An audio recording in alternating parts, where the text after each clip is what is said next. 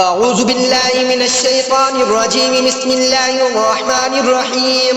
اللهم صل على سيدنا ومولانا محمد صاحب التاج والمعراج والبراق والعلم، دافع البلاء والوباء والقاط والمرض والألم.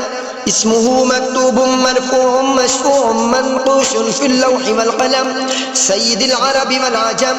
جسمه مقدس مؤثر مطهر منور في البيت والحرم، شمس الضحى بدر الدجى قدر العلا نور الهدى كاف الورى مصباح الظلم، جميل الشجم شفيع الأمم صاحب الجود والكرم. والله آسمه وجبريل خادمه والبراق مركبه والمعراج سفره وسدرة المنتهى مقامه وقاب قوسين مطلوبه والمطلوب مقصوده والمقصود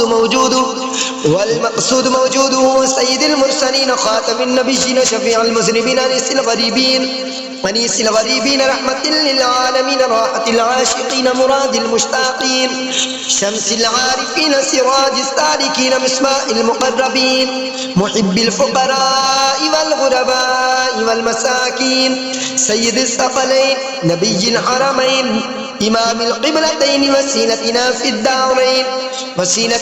في الدارين صاحب قاب قوسين محبوب رب المشرقين ورب المغربين، جد الحسن والحسين مولانا ومولى الثقلين أبي القاسم محمد بن عبد الله نور من نور الله. يا أيها المشتاقون بنور جماله بلغ العلا بكماله، كشف الدجى بجماله حسن الجميع خصاله، صلوا عليه وآله وأصحابه وسلموا تسليما كثيرا كثيرا كثيرا.